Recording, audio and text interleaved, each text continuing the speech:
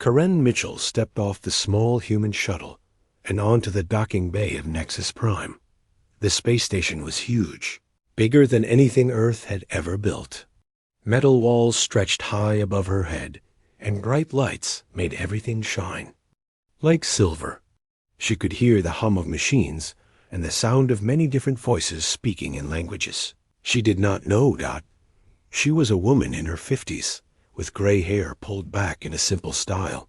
Her clothes were plain and dark, nothing fancy. She carried only a small bag and walked slowly, like someone who was tired from a long trip. To anyone watching, she looked like a grandmother visiting family, not someone important. Captain Jake Morrison walked beside her. He was younger, maybe 35, with short brown hair and the straight back of a military man. Behind them came Lisa Barnes, a woman with blonde hair who carried books and papers about human culture. Tony Rodriguez brought up the back, his dark eyes watching everything around them. He was their security chief, but he did not carry any big weapons that people could see.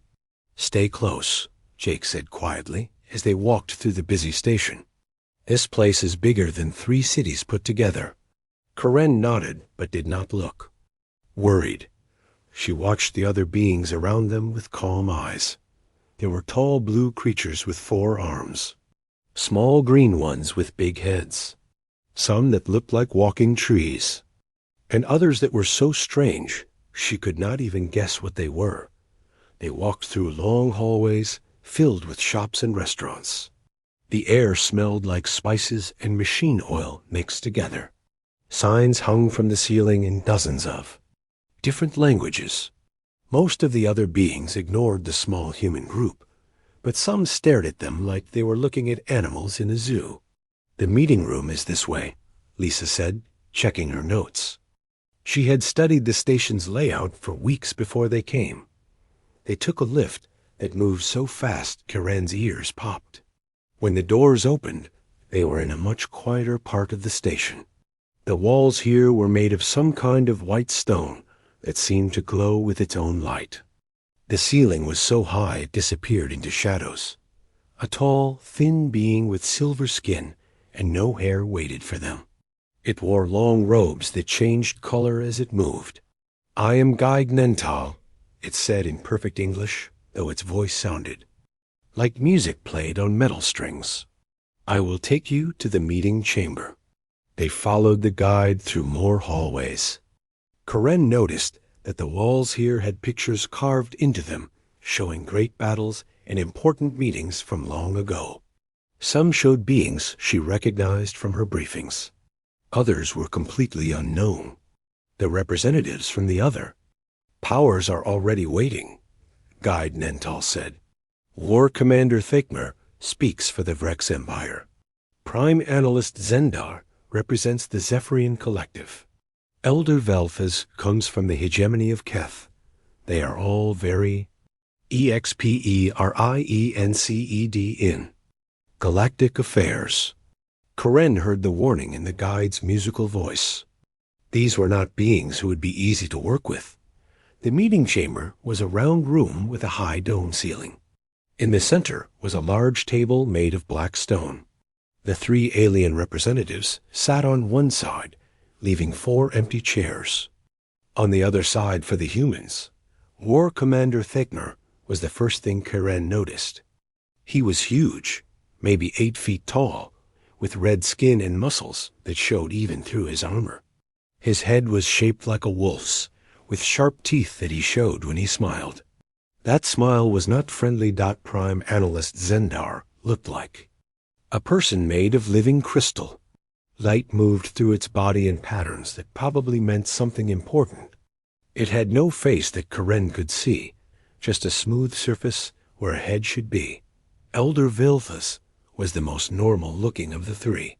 He was tall and thin like an old man, but his skin was pale blue, and his eyes were completely black. He wore simple gray robes and watched the humans with interest rather than anger. "So," War Commander Thakmer said as the humans sat down, "these are the famous humans we have heard so little about. His voice was deep and rough, like rocks grinding together. Your species sends an old female to speak for them? How ... interesting. Karen smiled pleasantly and did not react to the insult. I am Ambassador Karen Mitchell. Thank you for agreeing to meet with us. We did not agree, Prime Analyst Zendar said. Its voice came from somewhere inside its crystal body and sounded like wind blowing through caves. The Galactic Council ordered us to listen to your request. There is a difference. Of course, Karen said, still smiling. We are grateful for your time. Elder Velth has leaned forward slightly. Your species is very young in galactic terms. You have been traveling between stars for less than 100 of your years. Why do you think you are ready to join the Galactic Confederation? Karen opened a small folder and took out some papers. Her hands were steady as she sorted through them. We believe we can contribute to galactic peace and trade. Earth has resources that might be useful. Our people are eager to learn from older, wiser civilizations. War Commander Fakmer laughed, a sound like a landslide. Resources? What could a primitive world offer the galaxy? Your technology is thousands of years behind ours. Your military could not defeat a single one of our scout ships. That is probably true, Karen agreed calmly. We are still learning. Perhaps you could tell me more about how galactic defense works. I am curious about how such a large area of space stays safe. The three aliens looked at each other. War Commander. Thekmer seemed pleased that the human was admitting weakness so quickly. The Vrex Empire controls most military operations, he said proudly. Our fleets patrol the major trade routes. Our warriors keep pirates and rebels in line. Without us, the galaxy would fall into chaos. How many ships does the Empire have? Karen asked, making notes on her papers. More than your primitive mind could count, Thekmer replied. And the patrol routes? Do they change often? Prime Analyst Zendar's crystal body flashed with different colors. Why do you ask so many questions about military matters? Are you planning something? Karen looked up from her notes with innocent eyes. Oh no, nothing like that. I just want to understand how everything works. On Earth, we have much simpler problems. Pirates with wooden ships and small guns. Very different from space pirates, I imagine. Elder Velthez watched her carefully. You seem very interested in our defensive capabilities for someone who claims to come in peace. Knowledge is always useful, Karen said. Even if we cannot join the Confederation now, perhaps we can learn from your example. Maybe in a few hundred years, we will be ready. The meeting continued for 3 hours. Karen asked many questions about trade routes, communication systems, and military bases. She seemed like a curious grandmother, asking about her grandchildren's work. The aliens answered most of her questions, sometimes sharing information they probably should have kept secret. When the meeting ended, War Commander Thekmer stood up first. We will discuss your request, he said, but do not expect good news. The galaxy has no place for weak species who cannot defend themselves or their allies. We understand, Karen said, gathering her papers. Thank you again for your time. As the humans left the chamber, Guide Nental walked with them back toward their shuttle. The meeting went well, I think, Karen said to Captain Morrison.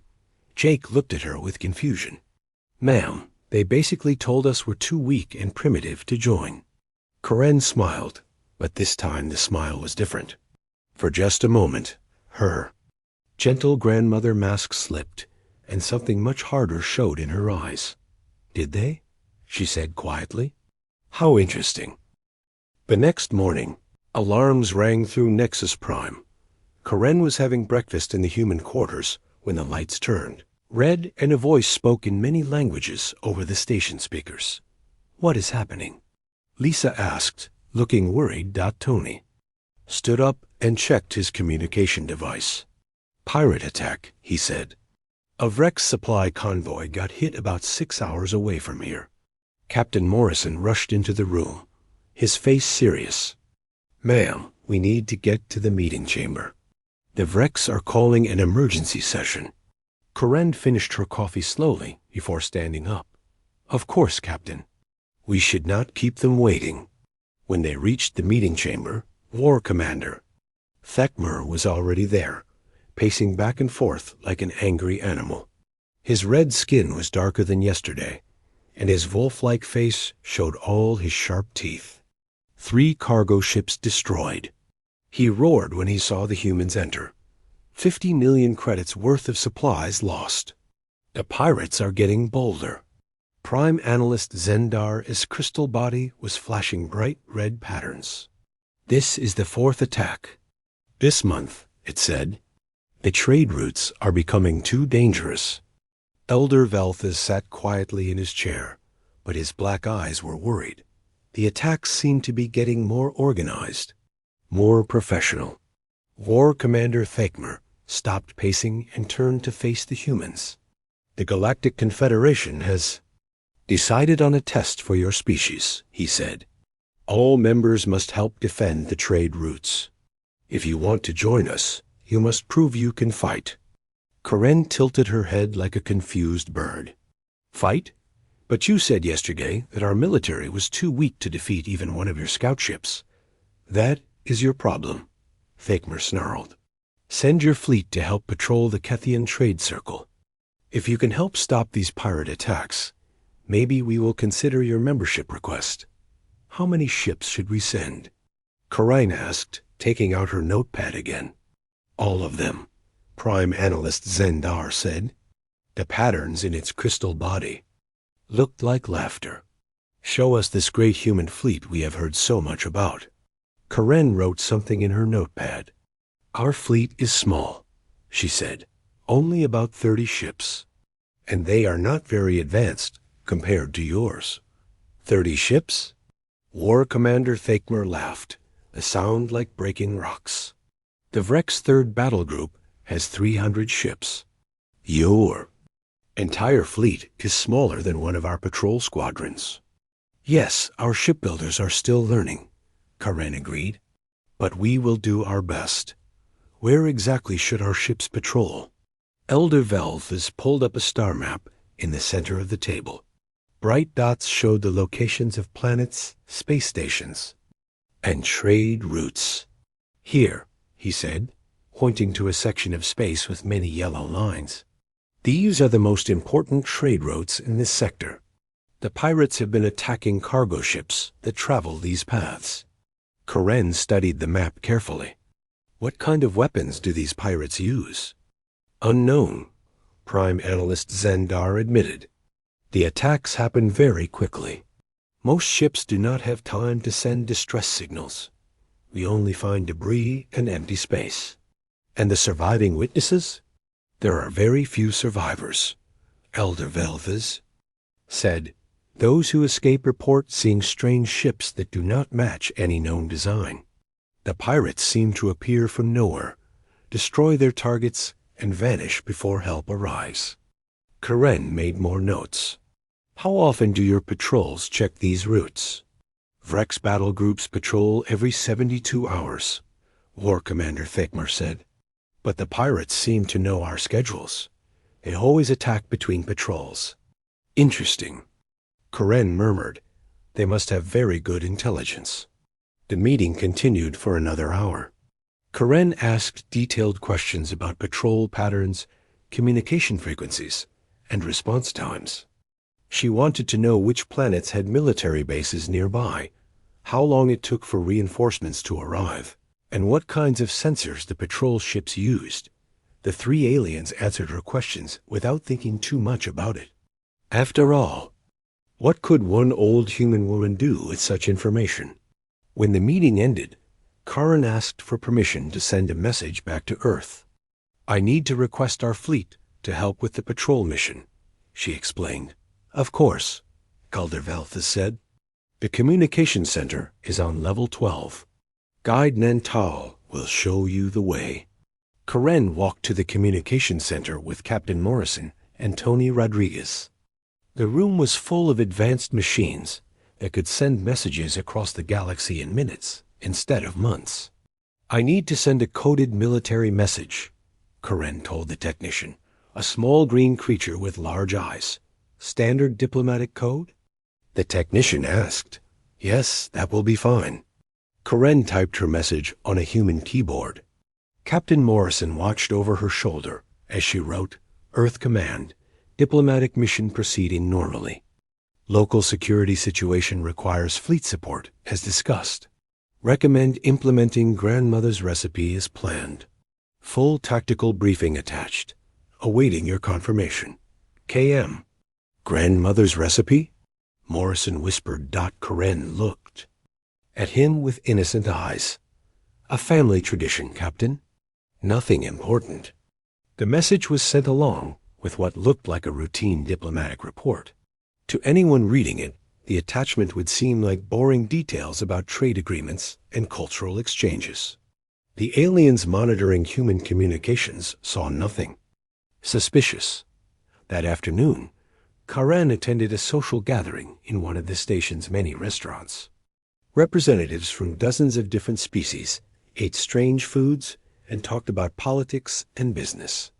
Karen sat at a small table with Lisa and Tony, eating something that tasted like chicken but was purple. She listened to conversations around her. A group of Zephyrian traders complained about their cargo ships being delayed by extra security checks. Some Vrex military officers discussed which units were being moved to guard the trade routes. A Kethian merchant mentioned that his company was thinking about hiring private security because the official patrols are not enough. "The attacks are getting worse," one of the Vrex officers said loudly. Yesterday's hit was the work of professionals. They knew exactly where the convoy would be and when it would arrive. "Someone is selling information to the pirates," another officer agreed. "But who? And how do we find them?" Karen sipped her drink and said nothing. But her eyes were watching, and her ears were listening to everything. Later that evening, she met privately with Captain Morrison in his quarters aboard their shuttle. "Ma'am," Jake said quietly, "I received a message from Earth Command. They confirmed that the recipe has been approved. Admiral Collins is en route with the main fleet." "Excellent," Karen said. "How long until they arrive?" 5 days, maybe 6. They are using the northern route to avoid the main shipping lanes." "Good. And our other assets?" Morrison checked his secure communication device. "Already in position. The fishing boats have been reporting good weather." Karen smiled. To anyone listening, they were talking about Earth's fishing industry. But Morrison knew that fishing boats meant something very different. "Tell the Admiral that the local conditions are perfect for what we have planned," Karen said. "The fish are biting and the water is clear." Over the next 2 days, more pirate attacks happened. A Zephyrian research station went dark. 2 Kethian cargo ships disappeared completely. Even a small Vrex patrol ship vanished without sending a distress call. The 3 galactic powers were starting to panic. Emergency meetings were called every few hours. Military units were moved around like pieces on a chessboard. Communication frequencies were changed daily to prevent the pirates from listening in. Karen attended every meeting, asking helpful questions and offering sympathy. She seemed genuinely worried about the safety of galactic commerce. She suggested that maybe human ships could help with escort missions, since they were small and might not be worth attacking. "Your ships are too weak to escort anything," War Commander Thakmer said angrily. "If pirates can destroy Vrex warships, what chance do human vessels have?" "You are probably right," Karen agreed sadly. "But we want to help somehow. Maybe we could carry messages between the patrol groups? Our ships are fast, even if they are not strong." The aliens thought this was a reasonable suggestion. Fast messenger ships could help coordinate the defense effort. They gave Karen detailed information about patrol schedules, communication codes, and fleet positions. Karen listened to everything and made careful notes. That night, she sent another diplomatic update to Earth. This message was longer than the first one, full of technical details that looked like boring bureaucratic reports. On the fourth day, Karen received news that made her smile.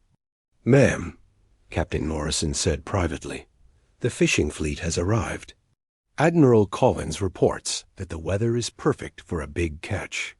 Karen looked out through the viewing port of their shuttle at the busy space around Nexus Prime. Dozens of ships came and went every hour, carrying cargo and passengers between the stars. None of the aliens suspected that some of those cargo ships were not what they appeared to be. "Excellent, Captain," she said. "I think it is time to see how much fish we can catch." That evening, Karen attended another social gathering. She talked with representatives from many species, sharing stories about Earth and asking questions about galactic history. She seemed like a harmless old woman who was fascinated by the wider universe. But as she talked and laughed and asked innocent questions, Karen was also counting ships, counting patrol schedules, counting the number of ways the galactic powers were about to learn that they had made a very big mistake. The trap was set. Soon it would be time to spring it. 3 days after Karen sent her second message to Earth, the attacks changed completely. Before, the pirates had hit 1 or 2 ships at a time, small cargo vessels or lone patrol boats that could not fight back well. But now, entire battle groups started disappearing. Karen was having breakfast when the first reports came in. The lights in the station turned red again, and the emergency alarms rang loud enough to hurt her ears. Captain Morrison rushed into the dining area where Karen sat calmly eating toast. "Ma'am, you need to hear this. A Vrex battle group just vanished." "Vanished?" Karen asked, sipping her coffee. 12 ships, including a heavy cruiser. They were patrolling the Arcturus trade route. Last communication was at 0300 hours. When the relief patrol arrived 6 hours later, they found nothing but debris. Karen frowned with concern. How terrible. Were there any survivors? None. And ma'am, that's not the worst part. The debris patterns suggest the entire battle group was destroyed in less than 10 minutes. Karen set down her coffee cup. 10 minutes? But I thought Vrex battle groups were very powerful. They are. That battle group had enough firepower to destroy a small planet. Before Karen could respond, Tony Rodriguez appeared in the doorway. His face was pale and worried. "Another one," he said quietly. "Zephyrian Research Station Omega-7. 40 scientists and their escort ships, all gone." Karen stood up slowly. "We should go to the emergency meeting." The meeting chamber was chaos when they arrived. War Commander Thegmer was shouting orders into his communication device. Prime Analyst Xandar's crystal body was flashing angry red patterns so fast it looked like a fire. Elder Velthes sat very still, but his black eyes showed fear for the first time. 17 ships lost in 6 hours. Thitwer roared. "What kind of pirates have this much firepower?" "Not pirates," Prime Analyst Xandar said, its voice like ice cracking. "This is military action. Coordinated, professional, efficient." Elder Velthes looked up from his datapad. "The attack patterns are identical. Each target was hit by multiple ships using energy weapons we cannot identify. The attackers knew exactly where to strike for maximum damage." Karen took her seat quietly and opened her notepad. "Have you identified who is responsible?" All 3 aliens turned to look at her. "We thought it might be you humans, War Commander," Thekmer said, his wolf-like face showing suspicion. Karen looked shocked. "Us? But you said our military was too weak to threaten anyone." "Perhaps we were wrong," Elder Velthes said carefully. "I can assure you that Earth had nothing to do with these attacks. Karen said firmly. Our fleet is still 3 days away from this sector. Captain Morrison, show them our tracking data. Morrison pulled up a star chart on his tablet. Green dots showed the positions of human ships, all of them far away from the attack sites. As you can see, Karen said, our ships are nowhere near the areas where these attacks happened. Prime Analyst Zendar studied the data. The positions check out, it admitted. Human vessels are too far away to be responsible. Then who? Thakmer demanded. Before anyone could answer, another alarm sounded. A young Rex soldier ran into the chamber and whispered something in Thakmer's ear. The war commander's red skin turned almost black with rage. The 7th Fleet, he said quietly. Gone. All 36 ships. The room fell silent. Elder Velthez was the first to speak. In one day, we have lost over 60 military vessels. This is not piracy. This is war. But war with whom? Prime Analyst Zendar asked. No known species has the capability to mount attacks like this. Karen made notes while they talked. Could it be a new species? Perhaps one that has been hiding from galactic contact. Possible, Elder Velthez said, but unlikely. Space is well mapped in this region. We would have detected any advanced civilization. What? About weapons? Karen asked. The energy signatures you mentioned, are they similar to anything in your databases? No, Thakmer growled. The energy patterns are completely unknown. Whatever these ships are using, it is not Vrex technology, not Zephyrian, not Kethian. Could I see the data? Karen asked innocently. Perhaps human scientists could help analyze it. Sometimes a fresh perspective is useful. The 3 aliens looked at each other. Normally, they would never share military intelligence with outsiders. But the situation was becoming desperate. Elder Velthez uploaded the data to Karen's tablet. Analysis shows beam weapons have incredible focused power, he explained. They cut through military armor like it was paper. The targeting is perfect. Every shot hits critical systems. Karen studied the information carefully. These attack patterns, she said slowly, they remind me of something. What? Prime Analyst Zendar asked quickly. Old Earth military tactics. Something called wolf. Pack hunting. Small groups of ships working together to destroy larger targets. War Commander Thakmer leaned forward. Explain. On Earth, we had ocean wars long ago. Submarines would hunt in groups, sharing information and attacking from different directions at the same time. It was very effective against larger ships. But these attackers are not using submarines, Elder Velthez pointed out. No, but the principle is the same.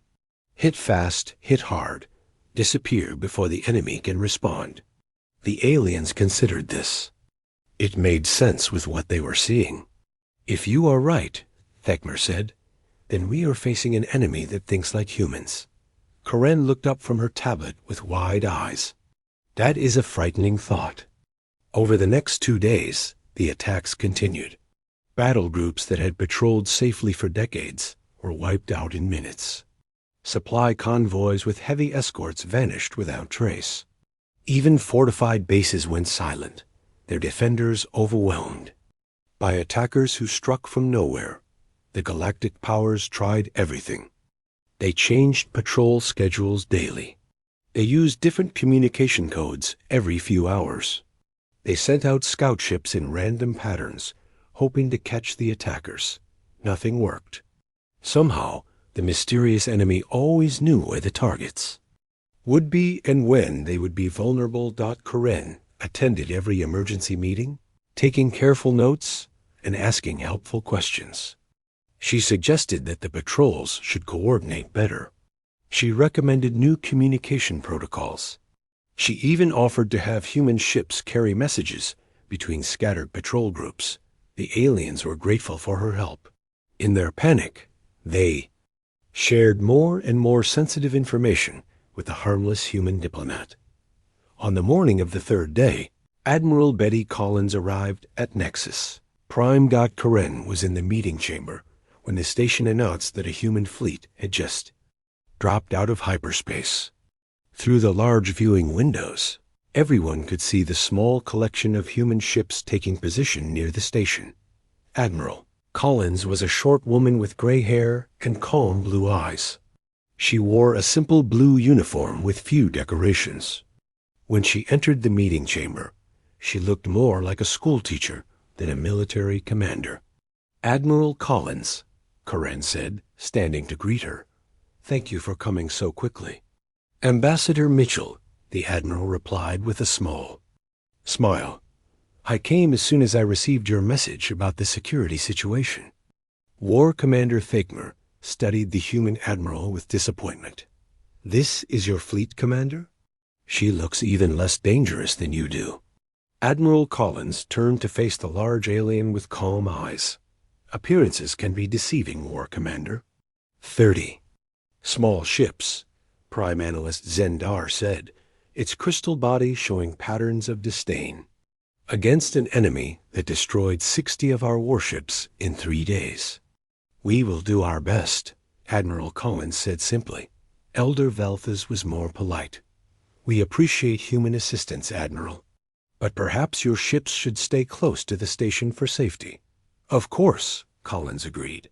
"We would not want to get in the way of professional military operations." Karen and Admiral Collins talked privately for an hour after the meeting. To anyone watching, they seemed to be discussing patrol assignments and supply needs. But Captain Morrison noticed that both women looked very pleased about something. That evening, Karen attended another social gathering. She talked with many different beings about the continuing attacks. Everyone was frightened and confused. Some species were starting to recall their ships from the dangerous trade routes. "The attacks seem random," a Kethian trader told Karen. "No pattern, no warning, no demands for money. What do these attackers want? Perhaps they want to destroy galactic commerce entirely," suggested a Zephyrian diplomat. Karen listened to all the theories while sipping her drink. "It must be terrible not knowing who your enemy is," she said sympathetically. "The not knowing is the worst part," agreed a Vrex merchant captain. "At least in a normal war, you know who you are, fighting and why." "Yes," Karen said quietly, her eyes thoughtful. "The not knowing is always the hardest part." But as she said this, Karen's reflection in her glass showed a small smile. Because unlike everyone else on Nexus Prime, she knew exactly who was hunting in the darkness between the stars. And soon the galaxy would know too. The attacks continued for 2 more days. Every few hours, another fleet would disappear. The galactic powers were losing ships faster than they could count them. War Commander Thakmer had not slept in 3 days. His red skin was pale, and his hands shook when he tried to drink his coffee. Prime Analyst Zendar's crystal body flashed confused patterns of yellow and gray. Even Elder Velthes looked old and tired. Karen sat in the meeting chamber taking notes as usual. She wore the same calm expression she had worn since arriving.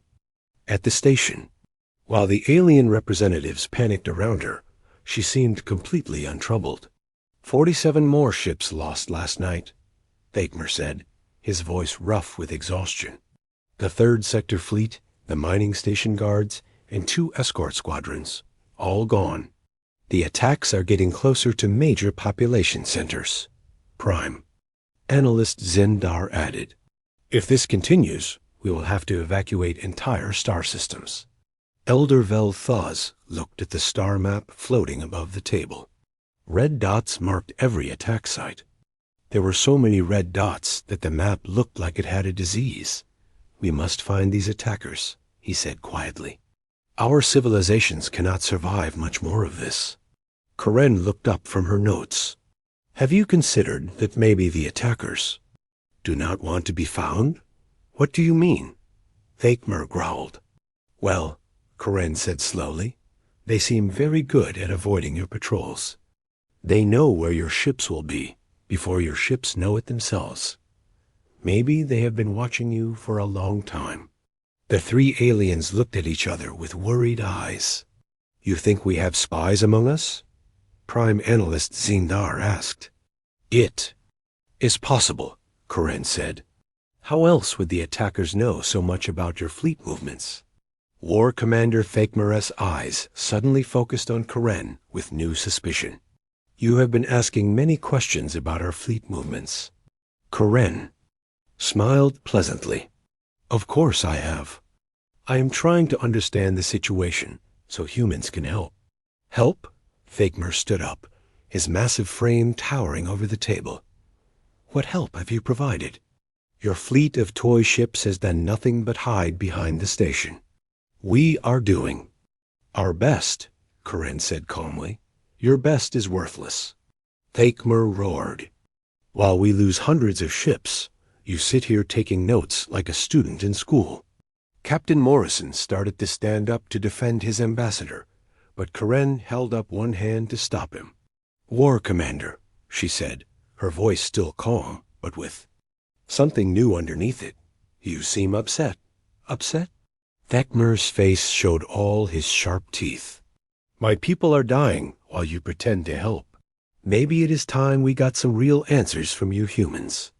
Elder Vel has tried to calm the situation. War Commander, Ambassador Mitchell is not our enemy. How do we know that? Thakmar demanded. These attacks started after the humans arrived. Maybe that is not a coincidence. Prime Analyst Zendar's crystal body flashed thoughtful patterns. The timing is suspicious, it admitted. Karen set down her notepad and looked directly at War Commander. Thakmar. For the first time since arriving at the station, her grandmother mask slipped slightly. Are you threatening me, War Commander? Something in her voice made Thakmar hesitate. But his anger was stronger than his caution. I am demanding answers, he shouted. If you humans are not responsible for these attacks, then prove it. How would you like me to prove it? Tell us where your real fleet is. Thakmar leaned forward. Over the table. 30 small ships? No species travels this far from home with only 30 ships. Where are the rest? Karen was quiet for a long moment. When she spoke again, her voice was different. Colder, more precise. You want to know about our fleet movements, War Commander? Very well.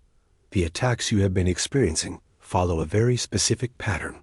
They target command and control vessels first, then support ships, then the main battle units. The attackers use coordinated strikes from multiple vectors to overwhelm defensive systems before they can respond effectively. The three aliens stared at her. Furthermore, Karen continued, the energy signatures you cannot identify are consistent with focused plasma weapons modified for rapid cooling to avoid detection. The attack timing suggests the enemy has real-time intelligence on your patrol schedules and communication frequencies. War Commander Thakmar's mouth fell open. How do you know all this? Karen stood up slowly. Because, War Commander, these are not random pirate attacks. They are precision military operations designed to demonstrate capability while gathering tactical intelligence. What are you saying? Elder Velthas whispered. I am saying that your mysterious attackers are not mysterious at all. They are human. The room fell completely silent. Prime Analyst Zindar's crystal body went dark for several seconds. Impossible. Human ships are too primitive. Karen smiled, but this smile was nothing like the grandmother's smile she had been wearing for days. This smile was sharp as a knife. Are they? Before anyone could respond, Admiral Collins entered the chamber. She was followed by Captain Morrison and Tony Rodriguez. All three humans looked different somehow. Calmer, more confident.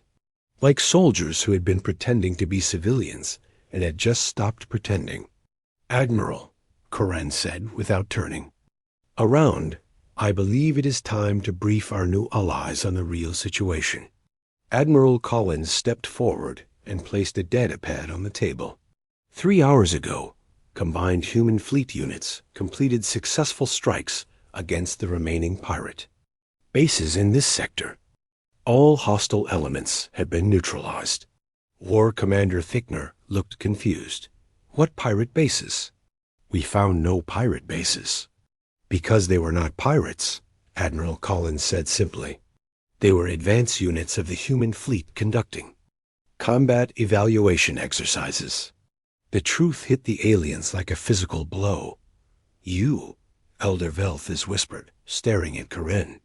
You planned all of this. Karen nodded. Every attack, every target, every tactical demonstration.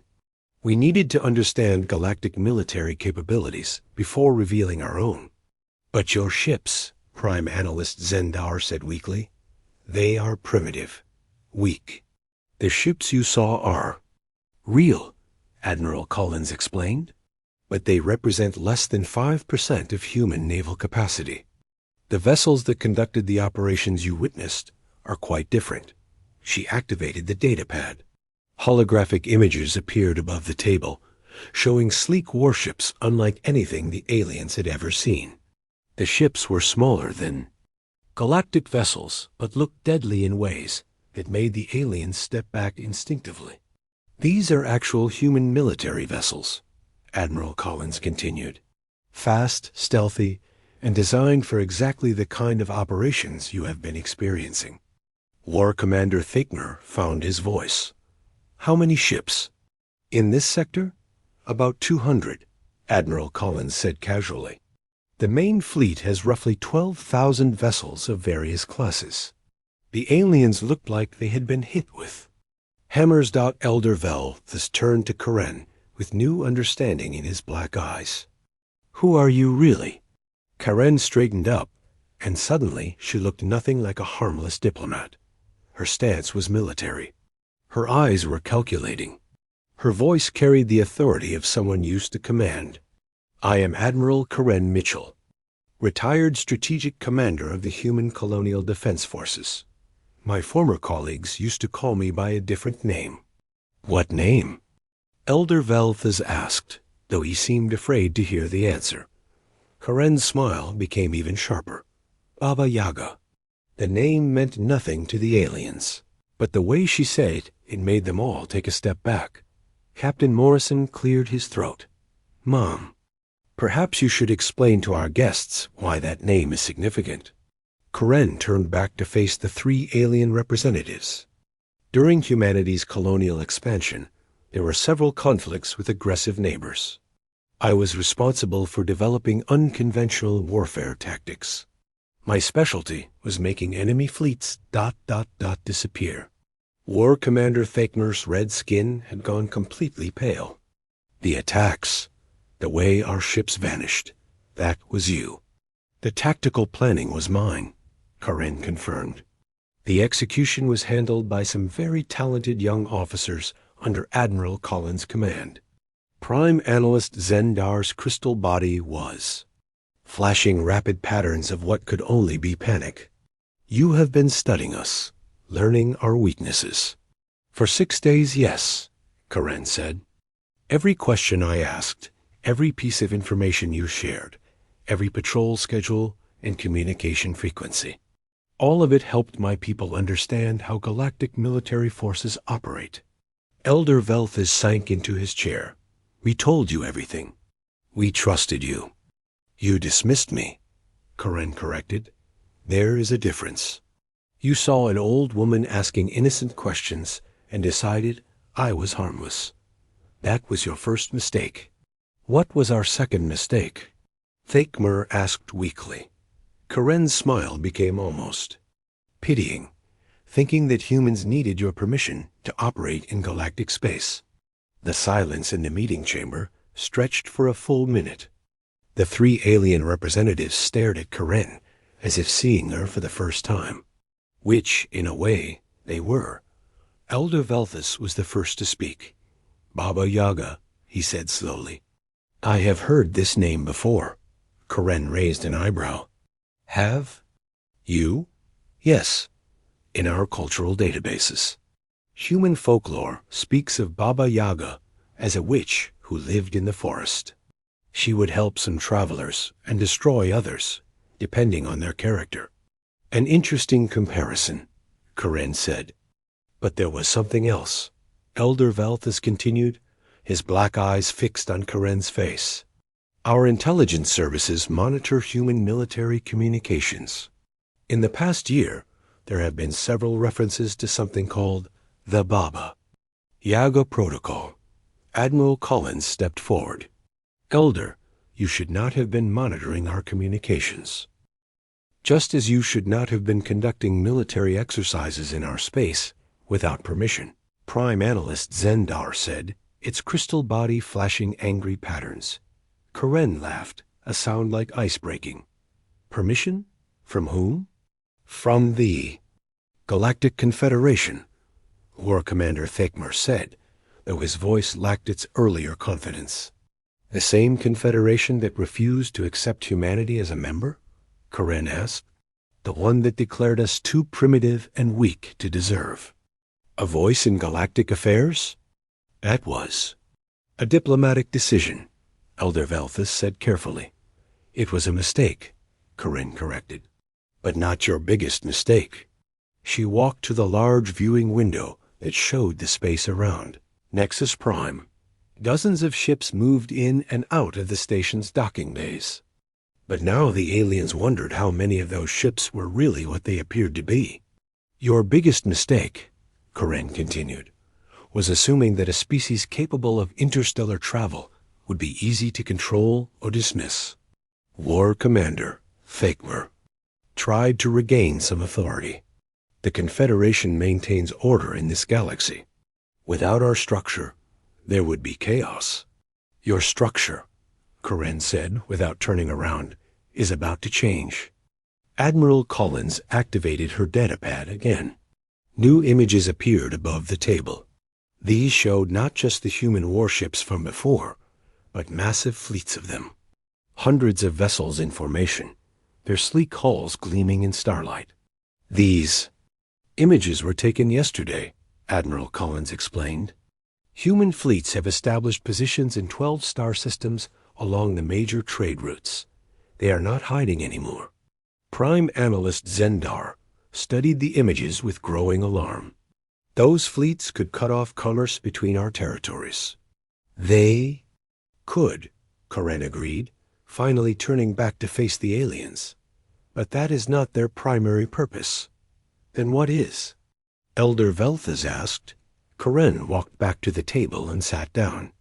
She picked up her notepad and pen as if she were still just a diplomat taking notes. Their purpose is to ensure that when humanity joins the Galactic Confederation, we do so as equals, not as junior members begging for scraps. War Commander Thekmer's wolf-like face showed confusion. You still want to join? After all this? Of course, Karen said pleasantly. Humanity believes in galactic cooperation. We simply wanted to make sure the terms were fair. Fair? Prime Analyst Zendar's voice rose to a higher pitch. You destroyed dozens of our ships. We destroyed ships that were attacking our vessels during legitimate military exercises. Admiral Collins corrected. Every engagement was in self-defense. Elder Valthus looked thoughtful. The pirates, they were human ships testing our defenses. Some of them, Karen admitted. Others were actual pirates that we eliminated as a public service. The galaxy is safer now. But you made us think our fleets were being destroyed by unknown enemies. Thekmer protested. We demonstrated that your fleets could be destroyed by a previously unknown enemy, Karen corrected. The distinction is important. She made a note in her pad and looked up at the three aliens with innocent eyes. Now, shall we discuss the terms of human membership in the Confederation? War Commander Thekmer stared at her. Terms? You think you can dictate terms to us? Karen set down her pen and folded her hands. War Commander, in the past 6 days, human forces have conducted successful operations against military targets from all 3 galactic powers. We have demonstrated the ability to strike anywhere in your territories without warning or detection. We have shown that your current defense systems are inadequate against human tactics. She paused to let this sink in. Given this situation, what do you think would happen if humanity were forced to remain outside the Confederation? Do you believe we would simply stay near Earth and ignore the galaxy? The implications were clear. If humanity was excluded from the galactic community, they would become a rogue power with the ability to disrupt galactic civilization whenever they chose. Prime, Analyst Zendar's crystal body flickered through several color patterns before settling on a resigned blue. What exactly do you want? Karen opened a folder and took out a document. Full membership in the Galactic Confederation with complete voting rights. Recognition of human territorial claims in 17 star systems. An establishment of humanity as the fourth major galactic power. Fourth major power? Elder Velthus. Repeated, equal to the Vrex Empire, the Zephyrian Collective, and the hegemony of Keth. Karen confirmed. War Commander Thakmer tried one last protest. The Confederation has existed for thousands of years. You cannot just demand to reshape it. Karen smiled her sharp smile again. War Commander, a week ago you told me that the galaxy had no place for weak species who could not defend themselves. Or their allies. I believe humanity has proven that we can defend ourselves quite effectively. You have proven you can attack by surprise, Thakmer said. And you have proven that surprise attacks are enough to cripple your entire military structure. Admiral Collins added helpfully. Elder Velthus was studying the document Karen had placed on the table. These territorial claims. Some of these systems are currently under Confederation protection. We're under Confederation protection, Karen corrected. As of this morning, human fleets have established secure positions in all 17 systems. The transitions were peaceful. No shots were fired. You invaded 17 star systems in one day? Prime Analyst Zendar asked in shock. We moved administrative personnel into systems where human ships were already conducting operations. Admiral Collins explained. The local populations were informed that they are now under human protection instead of Confederation protection. That is invasion, Thakmer roared. That is colonization, Karen said calmly. A concept I believe all three of your species are familiar with. The aliens fell silent again. They were beginning to understand that they were not negotiating with desperate humans begging for acceptance. They were dealing with humans who had already taken what they wanted and were now offering to make it legal. Elder Velthus was the first to accept reality. If we agree to these terms, what assurance do we have that human expansion will stop at 17 systems? You have my word, Karen said simply. The word of Baba Yaga, Thakmer said bitterly. The word of Admiral Karen Mitchell, official representative of the human government, Karen corrected. Though if you prefer to think of it the other way, that is your choice. She stood up and walked to the viewing window again. Gentlemen, humanity does not want to conquer the galaxy. We want to be part of it, but we will not be junior partners in our own destiny. Admiral Collins gathered the holographic displays back into her datapad. The human fleets will maintain their current positions until this matter is resolved. We hope that resolution comes through diplomacy rather than ... other means. Prime Analyst Zendar's crystal body showed rapid calculations. If we refuse your demands? Karen turned back from the window.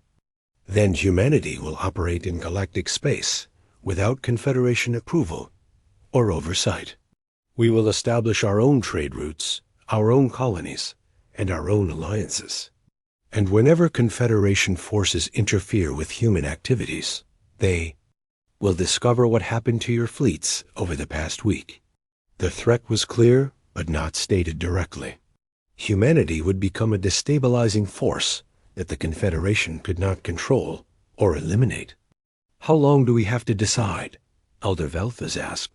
The human government would appreciate a response within 24 hours, Karen said politely. After that, we will assume the Confederation prefers the alternative arrangement. War Commander. Thekmer looked defeated. 24 hours to remake galactic civilization. 24 hours to accept that galactic civilization has already been remade, Karen corrected. The only question is whether the change happens with your cooperation or without it. She picked up her notepad and pen. I will be in my quarters if you need clarification on any points. Admiral Collins will remain available to discuss technical details. Karen walked toward the door and paused and looked back at the 3 alien representatives. Oh, and War Commander? You asked earlier what kind of enemy thinks like humans. The answer is simple. Humans do. And now you know why that should worry you. She left the chamber with Captain Narration and Tony Rodriguez. Admiral Collins remained behind to answer questions, though the aliens looked too shocked to ask any dot as Karen walked through the corridors of Nexus Prime. Other beings stepped aside to let her pass. Word had spread quickly through the station. The harmless human diplomat was not harmless. The primitive human fleet was not primitive. And the balance of power in the galaxy had shifted in the space of a single conversation dot in her quarters. Karen sat down at her desk and began writing a report to Earth. She wrote about successful diplomatic negotiations and positive relations with galactic powers. To anyone reading it, the report sounded routine and boring, but Karen smiled as she wrote, because sometimes the most successful diplomacy looked exactly like routine paperwork, and sometimes the most dangerous people looked exactly like harmless grandmothers. The galaxy was about to learn that humanity excelled at both.